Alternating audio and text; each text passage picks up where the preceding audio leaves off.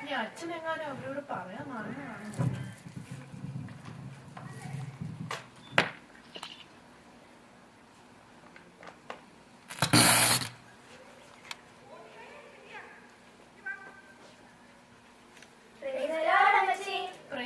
മക്കളെ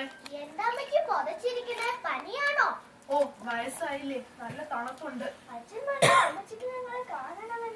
ആ പറയാം മക്കളെ, വളരെ പ്രധാനപ്പെട്ട കാര്യം പറയാൻ വേണ്ടിയാ ഞാൻ നിങ്ങളെ വിളിപ്പിച്ചത്. കണക്കില്ലാത്ത സ്വത്തുക്കൾ ഉണ്ടെങ്കിലും അതിന് അനന്തരാവകാശിയായ ആരുമില്ല. പ്രാപ്തിയുള്ള ഒരാളെ കണ്ടെത്തി ഇതെല്ലാം ഏൽപ്പിക്കാനാണ് എന്റെ തീരുമാനം. എന്താണ് നീ എനിക്കൊരിളക്കം? ഞാൻ നമ്മുടെ അച്ഛനുമായി ആലോചിച്ചു. ദൈവമക്കളായ നിങ്ങൾ അതിന് നല്ലതെന്ന് തോന്നി, അതാ ഞാൻ നിങ്ങളെ വിളിപ്പിച്ചത്. പക്ഷേ ഒരു കാര്യമുണ്ട്. നിങ്ങൾ 4 പേരിൽ സ്വത്ത് ആർക്ക് അർഹതയുള്ളവരെന്ന് എനിക്കറിയണം. അതിന് ഞാൻ നിങ്ങൾക്ക് ഒരു ചെറിയ ടെസ്റ്റ് വെച്ചിട്ടുണ്ട്. അയ്യോ, അത് തീരുന്നില്ല. അതല്പ കടുപ്പമായി പോയി അമ്മച്ചി. അമ്മച്ചിക്ക് അത് 4 പേർ കൂടെ അങ്ങ് വീതിച്ചു തന്നാ പോരായിരുന്നോ? എന്തോ അമ്മച്ചി ടെസ്റ്റ്? നിങ്ങൾക്ക് 4 പേർക്ക് ഞാൻ ഒരു വിത്ത് തരും, 1 വർഷം സമയവും തരും. അത് കൊണ്ടുപോയി വളർത്തി 1 വർഷത്തിന് ശേഷം കൊണ്ടുവന്ന് കാണിക്കണം.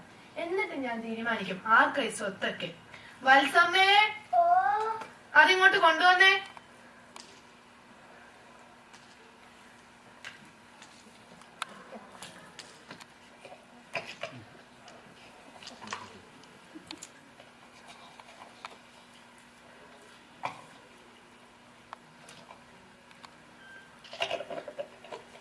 ശരി മക്കളെ, അടുത്ത വർഷം കാണാം.